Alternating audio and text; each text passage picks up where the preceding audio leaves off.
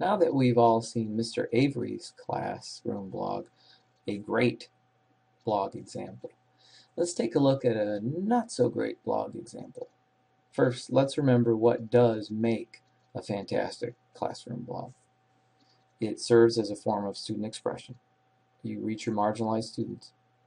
You serve as a classroom resource, aids in that teacher-student relationship, and finally it aids in the development of the self-directed study skills. Now, I feel comfortable critiquing this blog because I created it. I created the website for a teacher to update and take ownership of, but that did not take place. So I feel comfortable critiquing it because I created the site. So let's take a look.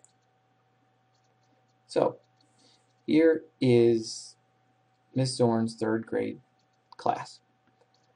There's the home page here. It just says, hello and welcome to my website, blah, blah, blah. The point of the site was to put resources, put spelling words, not put tests, but put what spelling words would be on the test, the newsletter, that type of thing, a calendar of events. And if you take a look here, we've got a calendar, and on that calendar is nothing. If we go to the spelling, in third grade there are different spelling teachers, different reading teachers for the students in the same class.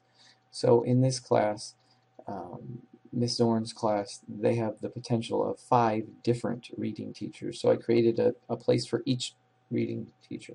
So for example, if you have Mrs. Aker and you go there, you should be able to get Mrs. Aker's spelling words, Mrs. Aker's spelling tests, and there is nothing. If we go back to the spelling, we can take a look at, say, Mrs. Zorn's spelling group. And there's one post. There are no spelling assignments for the week, and that is all. The point of this, of having this here, would be so that the other reading teachers could add their own spelling words and it would post, so Miss Zorn would not have to go in and personally post all of the spelling for the 5 different teachers each week. So those teachers could come in, post, and it would go right on there, and students and parents could get those spelling words. But as you can see, that did not take place. If we went to, say, the newsletter, it did not take place.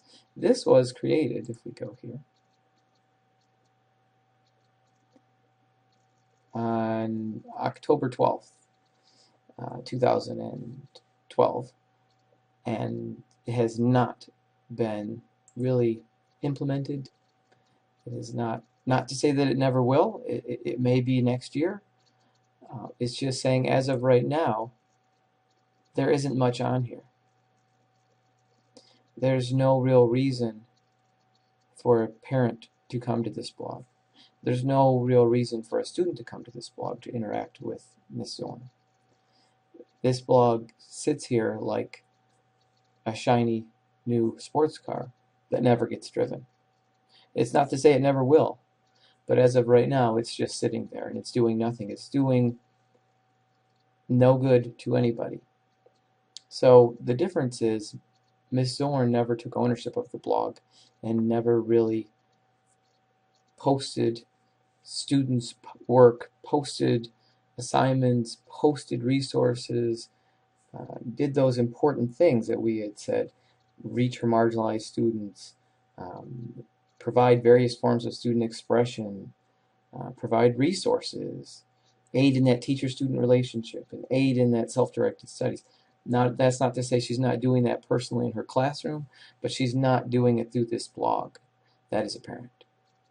So that's an example of a not-so-great blog. So please go on to lesson number 2, and we will see the different ways to go and start your own blog.